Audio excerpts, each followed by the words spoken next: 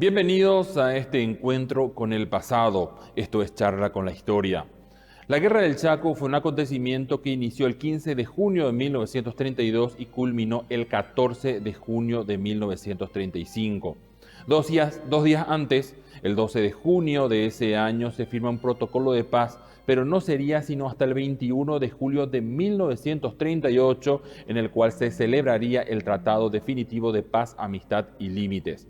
Pero para que este documento entre en vigencia fue necesario primero hacer un plebiscito, una consulta al pueblo, el cual se celebró el 10 de agosto de 1938, para que finalmente, casi un mes después, en octubre, se pueda conocer el laudo arbitral de los países limítrofes, que fue como realmente se definió los límites con Bolivia. Para hablar hoy de esta situación, que queremos conocer el contexto y los pormenores tras aquel tratado de paz y también principalmente respecto a ese primer plebiscito celebrado en Paraguay que ayudó a aprobar el tratado, nos acompaña el capitán en situación de retiro, Benito Silvera Morínigo. Él es capitán de navío. Él mismo es investigador y académico de la Academia de la Historia y la Geografía Militar del Paraguay. Actualmente es vicepresidente de la misma. También es conferencista y autor de varios libros. Muchas gracias, capitán. Bienvenido a Charla con la Historia. Gracias por volver a acompañarnos. Buenos días, ¿qué tal? ¿Cómo estamos? En realidad que está muy interesante este Tratado de Paz, Amistad y Límite del 21 de julio de 1938, ¿verdad? Que se firmó en la ciudad de Buenos Aires, específicamente en la Casa Rosada. Y tenemos que entender que la diplomacia es el arte y la ciencia de conciliar intereses entre los estados. Y para conciliar intereses se debe ceder. Para conciliar intereses hay que ceder. Vos me das uno, constantemente estamos nosotros conciliando intereses y para conciliar intereses tenemos que ceder. En la diplomacia no existe la amistad, solamente existen los intereses, ¿verdad? La diplomacia incluso es como un banco o una financiera. Yo suelo decir que al tomar o recibir algo hay que ceder o entregar algo como garantía o como compensación. No existe la amistad. Le consulto lo siguiente. ¿En qué circunstancias llegamos a ese 1938? Fueron 3 años tras la culminación de la guerra los que fueron necesarios para cerrar definitivamente el conflicto. ¿Cuál era el contexto regional? Bueno, nosotros llegamos a 1938 ya al finalizar que prácticamente otra cosa que tenemos que siempre mencionar es que en 1938 en la Argentina ya había un nuevo gobierno, ya no era ya del general Justo que nos ayudó muchísimo durante toda la guerra del Chaco. Asumió en la Argentina el abogado doctor Roberto Ortiz y cambió el canciller de Saavedra a Lamas, pasó a ser canciller el doctor Cantilo, ¿verdad? Y la advertencia de la Argentina a la cual se unió la República Oriental del Uruguay era que ellos ya ya no nos facilitarían ya los puertos para embarque y maniobrar los buques para carga proyectiles de municiones y de todo tipo de material de guerra o de todo tipo de materiales.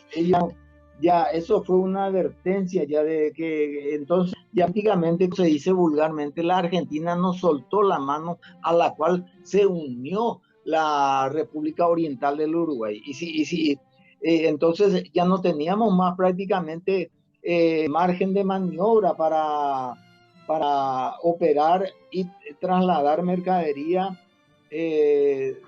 hacia el río Paraguay, hacia el Paraguay, ¿verdad? Porque todos los embarques se hacían en los puertos de Buenos Aires y de Montevideo. Eso debemos señalar claramente. Somos un país mediterráneo, no estamos descubriendo América, ¿verdad? Otra cosa que debemos decir que tanto el canciller de Brasil como de Chile trataron de vencer resistencia paraguaya a la cesión de un puerto para Bolivia en el río Paraguay, con varias ofertas. Imagínense, el canciller brasileño José Carlos de Macedo Suárez, ministro de Relaciones Exteriores del Brasil, ofreció al Paraguay un puerto franco sobre el Océano Atlántico. El canciller chileno doctor Miguel Cruchaga preguntó a la delegación paraguaya en 1937 cuál es el precio que pone el Paraguay para la cesión de un puerto a Bolivia. Estados Unidos ofreció un fuerte empréstito. El delegado paraguayo en ese momento, doctor Isidro Ramírez, expresó que su país no admitía nuevas conversaciones sobre la cesión de un puerto a Bolivia sobre el río Paraguay. O sea, la posición de la diplomacia paraguaya fue firme. No vamos a permitir una soberanía o un puerto sobre el río Paraguay a Bolivia. Esa fue la posición paraguaya siempre. Más adelante ya no se insistió sobre el puerto y se pidió la devolución del camino a Villamonte Boyubé, que ocupaba por el ejército paraguayo. Después eso también, esa defensa también lo hizo brillantemente el doctor Jerónimo Zubizarreta. Eso lo dice claramente también el historiador boliviano Roberto Querejazu Calvo. Voy a volver a mencionarle a él en su libro Mazamaclay, Historia Política, Diplomática y Militar de la Guerra del Chaco, en la página 502. ¿Qué te parece? O sea que los países de la región, incluso Estados Unidos, estaban con el objetivo de una solución rápida que incluyera un acceso a Bolivia al río Paraguay. Y en Bolivia, ¿cuál era el escenario? Bueno, el escenario en Bolivia era lo siguiente. En 1938 también hubo los golpes que se sucedían acá en Paraguay, también ocurrían en Bolivia.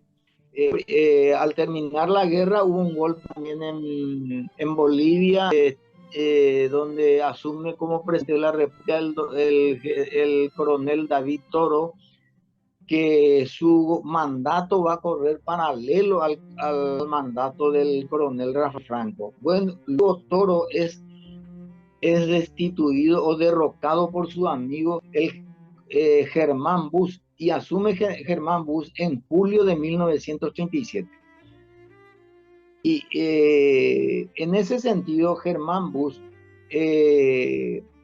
ya estaba preparando un nuevo ejército y movilizando tropas en la frontera, buscando una revancha. No nos olvidemos que Germán Busch es combatiente de la guerra del Chaco, es un oficial de la guerra del Chaco de la parte de Bolivia, ¿verdad? Buscando una revancha, es decir, que Bolivia estaba armando tropas en el Chaco en caso de que fracase la conferencia. Según informe, esto también informa los observadores militares de la Comisión Militar Neutral, ¿verdad? Hay documentos en que la Comisión Militar Neutral que está. Las negociaciones se hacían en la parte de en el Chaco, en Buenos Aires, pero también en el Chaco estaba una comisión militar neutral que separó a los ejércitos en una brea de 6 kilómetros y en donde estaba operando la Comisión Militar Neutral. Ellos mismos estaban denunciando estos hechos de que Bolivia estaba preparando un ejército. No nos olvidemos que Bolivia desmovilizó 54.000 hombres. ¿Qué le parece? Capitán, ¿y cuál era la situación del Paraguay y si Bolivia decidía reanudar las hostilidades? ¿Paraguay estaba en condiciones de reiniciar la guerra del Chaco? Bueno, el Paraguay estaba en el límite de sus recursos, principalmente recursos económicos, logísticos, ¿verdad? Que debemos señalar que el Paraguay ya estaba en los límites de las estribaciones andinas. ¿Qué implicaba eso? Que eso implicaba que el abastecimiento logístico estaba muy lejos de nuestro territorio nacional, ¿verdad? Ya prácticamente nosotros ya estábamos ya en el territorio boliviano. La tesis boliviana, o sea, la tesis de la delegación boliviana rechazó el proyecto de la cuestión por ejemplo, los bolivianos o la diplomacia boliviana decía que la cuestión de límites tenía que procederse como si la guerra no hubiese estallado. Imagínense, la cuestión del límite debe reiterar esto porque es muy relevante. La cuestión del límite debe resolverse como si la guerra hubiese estallado, no modificándose en su curso las posesiones existentes a su iniciación, dice. O sea, ellos querían que los límites eran de ahí nosotros hemos tenido límite en el 1932, Tiantuta, Toledo, que 110.000 kilómetros cuadrados. No modificándose en su curso las posesiones existentes a su iniciación. No hay ninguna razón de derecho o de buena vecindad para justificar la apropiación por parte del Paraguay de todo el litoral del río Paraguay, dice.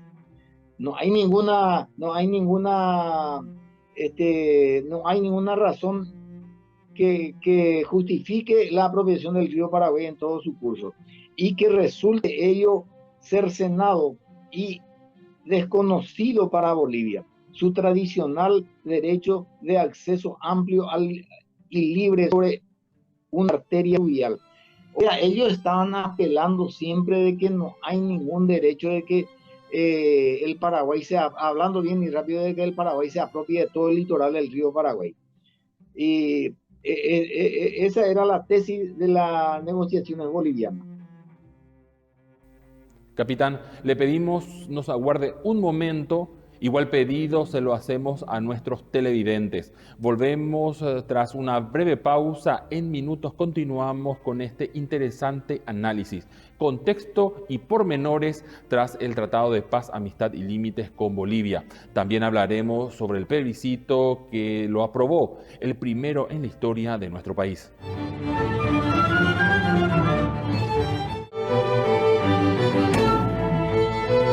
Gracias por continuar con nosotros. Esto es Charla con la Historia.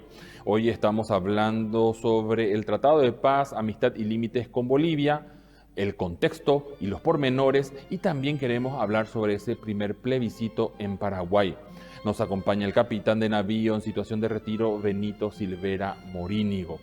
Capitán, antes de la pausa nos estaba contando que Bolivia tenía la opinión de que si las negociaciones no fluían con cierta satisfacción hacia sus intereses, removilizarían sus tropas para reanudar las hostilidades. En ese punto, en 1938, ¿cuál era concretamente la pretensión boliviana? Nosotros tenemos que mencionar de las negociaciones en el siglo XIX y XX que Bolivia hizo con la diplomacia paraguaya. Siempre partía de Bahía Negra generalmente, y una línea recta que se cortaba sobre en el río Pilcomayo, partiendo el Chaco en dos partes. Y prácticamente eso es lo que ellos siempre reclamaban, ¿verdad? Y por eso dice que no hay ninguna razón que la cuestión del límite tenía que procederse como si la guerra no hubiese existido. Y tampoco no había ninguna razón de que el Paraguay se apropie de todo el litoral del río Paraguay. Y al final, ¿cómo termina resolviéndose el tema del reclamo territorial para que se logre firmar el Tratado de Paz, Amistad y Límites? Debemos señalar que la conferencia de paz se debatió con los beligerantes, es decir, con los ex beligerantes Paraguay y Bolivia, con muchas propuestas y contrapropuestas sobre el problema de límites. que no hacía otra cosa que alargar las negociaciones diplomáticas a 3 años de finalizado de la guerra del Chaco. Estamos ya hablando de 1988. A los 3 años de finalizado la guerra, las negociaciones diplomáticas se, se, se, se contraponían entre propuestas y contrapropuestas. Quiero mencionar, no sé si ahora puedo ya mencionar el aporte del doctor Jerónimo Zubizarreta. Sí, adelante, adelante, capitán. El aporte del doctor Jerónimo Zubizarreta fue restituido en agosto de 1900 con el nuevo cambio de gobierno que ya dije, ya que es el doctor Félix Paya. El aporte del doctor Jerónimo Zubizarreta durante la conferencia estuvo dedicado al mantenimiento en defensa de la irreductible posición paraguaya, que consistía en no admitir ninguna controversia sobre el territorio del Chaco.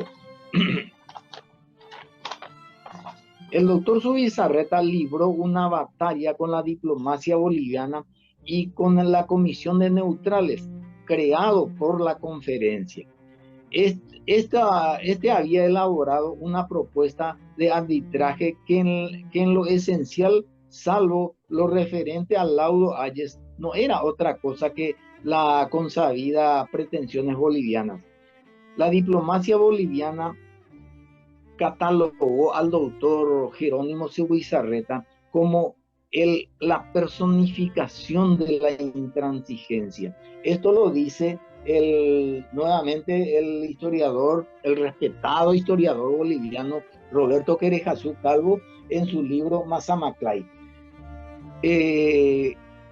Otro detalle que quiero mencionar es que su saber, su profunda dialéctica y su patriótica intransigencia en defensa de los derechos del Paraguay nunca iba a aceptar el cambio de la tesis tradicional paraguaya, que era el arbitraje de derecho por el arbitraje de equidad, que finalmente se negoció sin su intervención. El arbitraje de derecho se refiere a los límites y la ocupación que tenía el Paraguay en el Chaco, y el arbitraje de equidad significa el abandono de la línea de ocupación del ejército paraguayo. ¿Esto qué señala? ¿Qué significa, capitán? El arbitraje de derecho se refiere al que nosotros teníamos ocupado y teníamos nuestro límite incontestable en el río, en todo el Chaco y en todo el litoral del río Paraguay. Y el arbitraje de equidad significa abandonar toda esta tesis y también abandonar la línea de ocupación del ejército paraguayo, que en ese momento estaba en las estribaciones andinas y en las zonas petrolíferas, ¿verdad? Que Bolivia nunca reconoció porque fue conquistada por las armas. Imagínense, eso es muy importante. ¿Y qué fue lo que ocurrió esos meses de negociación previos a la firma del tratado? El 29 de junio de 1988, el doctor Incarso entregó al jefe de la delegación norteamericana, Sproul Braden, un proyecto de acuerdo que sepultaba la tesis tradicional paraguaya, que obligaba al ejército a abandonar su línea de ocupación. Su fórmula era el retroceso de la línea de ocupación del ejército paraguayo y el abandono de un extenso e importantísimo sector territorial, escenario de mucho esfuerzo y sacrificio y grandes victorias contiguas a la zona petrolífera boliviana en explotación. Por primera vez entonces llamamos el arbitraje de derecho por el arbitraje de equidad, en donde entregamos el territorio que estábamos ocupando, que está en límite a la zona petrolífera boliviana, y porque nosotros estábamos amenazando en llegar a ocupar totalmente esa parte, a pesar de que en abril de 1935 hubo una ofensiva boliviana y retrocedimos bastante. También llegaba noticia de que Bolivia en 1938, también llegaba noticia de que en 1938 Bolivia estaba preparando un nuevo ejército para reanudar la guerra y tomar revancha. El doctor Zubizarreta presentó renuncia, se hizo cargo el general Estigarribia, entonces ministro plenipotenciario en Washington, quien sin ser miembro de la delegación paraguaya llegó imprevistamente a Buenos Aires, sustituyendo de esta manera al doctor Zubizarreta. Zubizarreta renunció porque el doctor Efraín Cardoso presentó un proyecto de la línea del desalojo de la línea que estábamos ocupando, que eran los límites en las zonas petrolíferas, o sea, allá en el Chaco, donde está actualmente Camiri, Oyuibé, frente a Villamonte, no Villamonte, frente a Villamonte. Nosotros también estábamos ocupando un trayecto de 72 kilómetros del camino Boyuibé a Villamonte. También abandonamos eso. Ese es el proyecto que presentó Efraín Cardoso, del cual hizo que renunciara el doctor Jerónimo Zubizarreta y se hizo cargo de la presidencia de la delegación el general Estigarribia, que llegó de Washington a Buenos Aires. Capitán, una cosa. En el tratado se observa que Bolivia ciertamente renunció a toda su pretensión, que recordemos era todo el Chaco. Posterior a la firma, ¿por qué se celebró un plebiscito para aprobar ese documento aquí en nuestro país? El Tratado de Paz, Amistad y Límite tenía 12 artículos, pero en su artículo 11 expresaba que el presente tratado será ratificado por un plebiscito nacional en el Paraguay y convención nacional constituyente en Bolivia, o sea, un plebiscito acá y allá en Bolivia. En ambos casos la ratificación deberá producirse en el término de 20 días a partir de la fecha. 21 de julio del 38 se firma el Tratado de Amistad y en el artículo 11 establecía que a partir de 20 días de tiempo nosotros teníamos tiempo, tanto Paraguay como Bolivia, de aceptar o rechazar, y se le consultó al pueblo paraguayo y al pueblo boliviano si aceptaban o no, y categóricamente llegamos al 10 de julio, en donde un plebiscito popular ratificó por mayoría la aprobación del tratado. El Partido Liberal también aconsejó la aprobación del tratado. El Partido Colorado se pronunció en contra.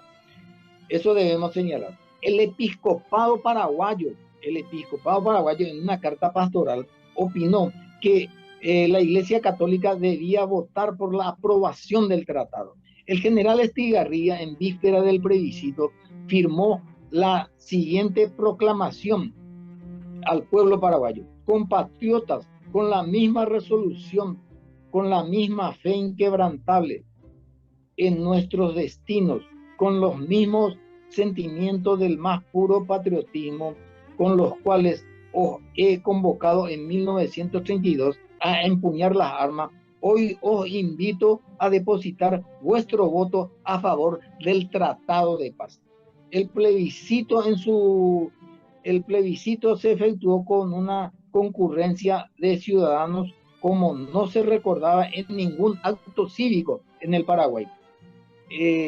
Esto arrojó, aunque el voto era secreto, dice la noticia histórica, aunque el voto era secreto, muchos prefirieron hacerlo públicamente. El ejército presidió los actos y verificó el escrutinio. Sus resultados superan todas las expectativas. Hubo 135.386 votos por la aprobación del tratado, 12.000 en contra. Ese mismo día, Bolivia, la Comisión Nacional Constituyente aprobó el tratado por una gran mayoría. Esto lo dice también el Roberto Querejazú Calvo. Le consulto, capitán, ¿cuál sería una conclusión apropiada que usted considera para esta página de nuestra historia? El Paraguay en la Guerra del Chaco ganó mucho en realidad. No todo lo que le correspondía en derecho o en justicia.